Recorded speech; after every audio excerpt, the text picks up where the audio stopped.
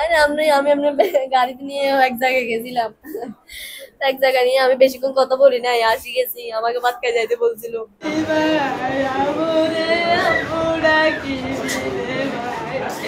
গর্ভধারিণী মায়ের মৃত্যুর খবর পেয়ে এভাবেই কান্নায় ভেঙে পড়ে সন্তান। চট্টগ্রামের কর্ণফুলী এলাকার চর পাথরঘাটা ইউনিয়নের খোয়াজানগরে পারিবারিক কলহের জেরে স্ত্রীকে মরিচ বাটার শিলপাটা দিয়ে মাথায় আঘাত করে হত্যার অভিযোগ উঠেছে পাষণ্ড স্বামীর বিরুদ্ধে। নিহতের নাম কুলসুমা বেগম, বয়স 40, আর অভিযুক্ত স্বামী দিনমজুর আজিজ মিয়া। ঘটনার পর থেকেই তিনি পলাতক। বুধবার রাতে ইউনিয়নের খোয়াজানগরের ভাড়া বাসাতেই ঘটে এই নির্মম ঘটনা।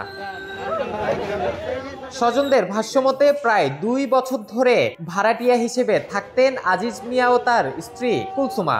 ঘটনার রাতে কোনো এক পারিবারিক বিষয় নিয়ে শুরু হয় বাকবিতণ্ডা। এক পর্যায়ে ক্ষিপ্ত হয়ে আজিজ মিয়া রান্নাঘর থেকে তুলে আনেন মরিচ বাটার পাথরের শিলপাটা। সেই শিলপাটা দিয়েই একের পর এক আঘাত করেন স্ত্রীর মাথায়।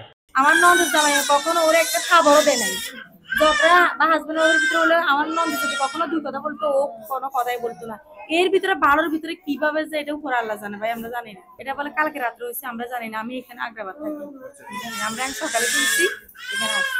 আরে আমি আপনার গাড়িতে নিয়ে এক জায়গায় গেছিলাম। এক জায়গায় নিয়ে আমি বেশিক্ষণ কথা বলি নাই, আসি গেছি, আমাকে ভাত খাই যাইতে বলছিল। আর কিছু হয় নাই।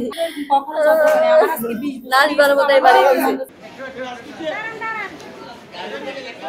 গুরুতর আহত অবস্থায় কুলসুমকে রাতেই চট্টগ্রাম মেডিকেল কলেজ হাসপাতালে নেওয়া হয়।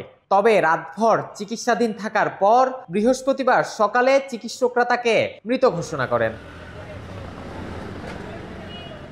নিহত কুলসুমের রয়েছে 3 মেয়ে ও 1 ছেলে। বড় মেয়ে ইতিমধ্যেই বিবাহিত।